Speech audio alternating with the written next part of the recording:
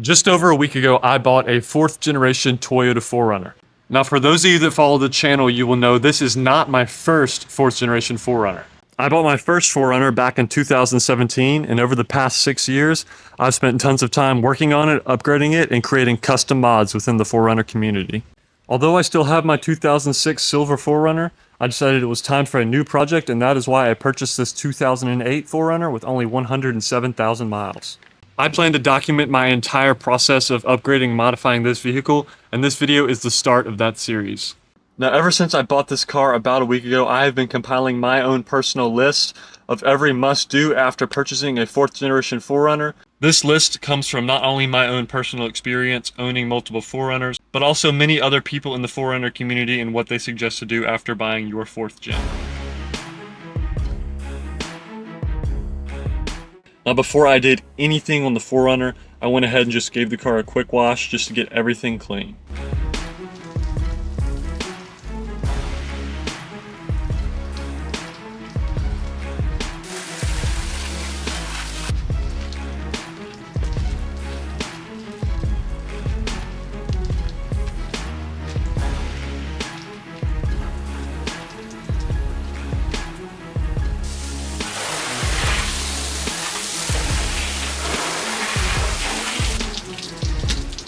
Now, I would say the number one thing to pay attention to after purchasing a 4Runner would be to give it an oil change or find out when the last oil change was.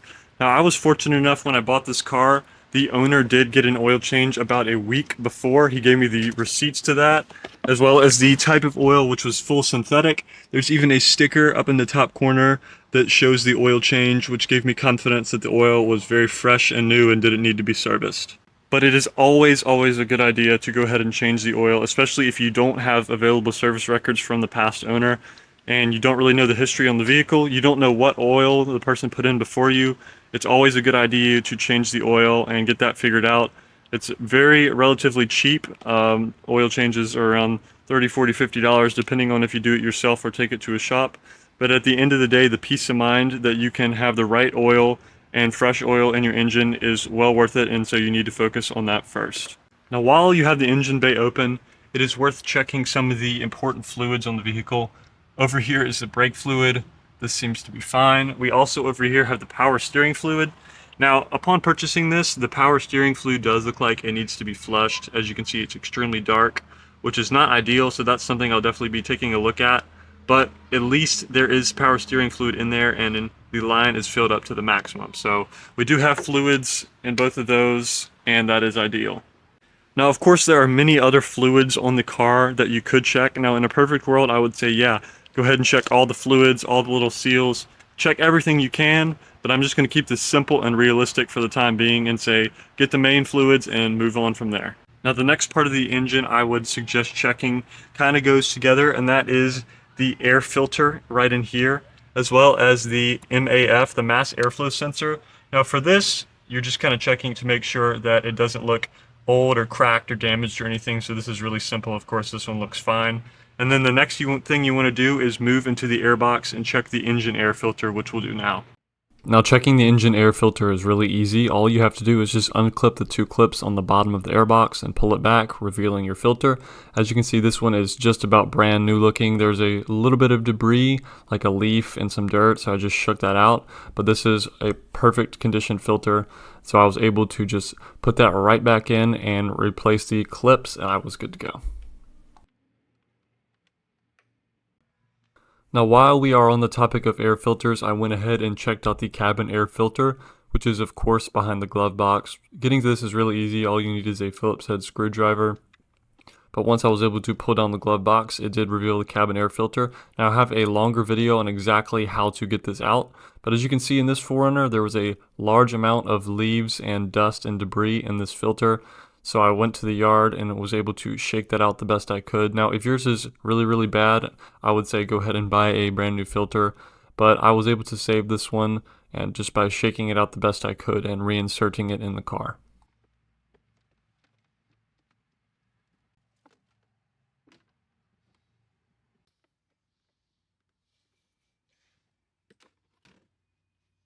Next, we're moving on to new windshield wipers for the vehicle. Now, the reason I went ahead and replaced these was because on the way home from buying this vehicle, I went through a pretty big rain shower, and the windshield wipers were absolutely terrible. I could actually barely see.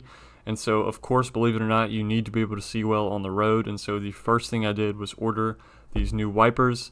They came in pretty quickly. These were off Amazon. I think they were just a generic brand. But it's always easy to replace windshield wipers, yet it's something that a lot of people forget to do or just don't really care to do. But I went ahead and knocked this out for fairly cheap.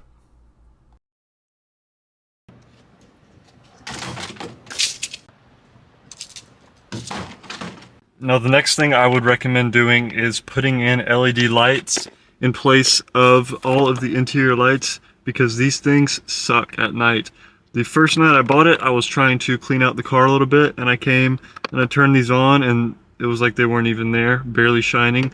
Also, this one back here doesn't even work. So we have the bulbs. We have a nice little kit from Amazon here. It was fairly inexpensive. Now there are a couple different types of kits varying in price. I just got the most highly rated one. It seems to have all the bulbs for the door lights, the overhead lights, and then the lights in the back, which is good. And so it also came with a little pry tool, so let's go ahead and change these out. So just a little spoiler on the pry tool, it absolutely sucked. So I went ahead and used a flathead screwdriver instead. You have to be a little bit more careful just because a screwdriver can tear up some of the plastic if you're not careful. But as long as you get a thin-headed screwdriver, you'll be fine. So I'm pulling out these halogen bulbs and putting in the new LEDs, and then once they're in, just click the button, make sure they work. It wasn't too hard at all. The only thing was getting the old bulbs out was a little bit difficult just because I kind of have big hands, and so reaching in there by the reflector was difficult. But after I put the new ones in, I was able to snap the covers back on, and from there I could move to the lights in the back seat.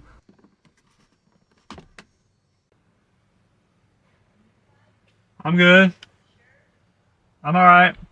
Spoiler alert, she did end up convincing me to take a little break for a snack, but after that I moved right back on to replacing the LEDs. Now I set these to shut off when the door is closed and then come on when the car is unlocked or when the door is open. This is just a little setting on the switch. After that I was able to replace the cover and move on to the lights in the very back of the car. These are by the hatch in the rear, and again it's more of the same, just taking out the old bulb and putting in the new one.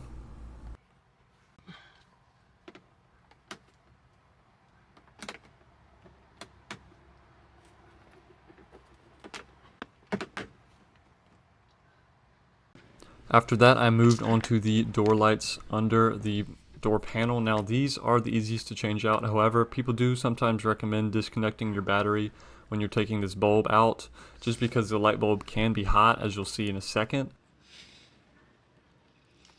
So I went ahead and grabbed some pliers. I was very safe not as to crack the bulb with the pliers. I was able to take out the old one, put in the new one, and that was as easy as it could be. Now I just had to snap on the cover and put it back in the door. Now the process is pretty much the same for all 4 of the doors, so I'm not going to bore you with that footage. We'll just go ahead and move on to when I have them all installed. So that is pretty much it as far as the interior lights. We got the doors, we got everything. The only thing left to do here, is this vanity mirror light, and that should just be super quick, so let's do that.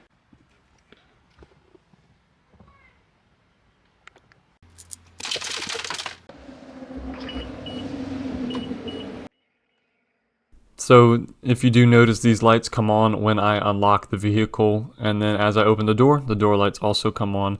I think that the LEDs look great. Of course, as you can see, they are super bright, and they overall really change the look of the vehicle. I would have to say this is my favorite must-do out of all the ones I've listed so far. Even the vanity lights, they all look great. The white LEDs look awesome at night.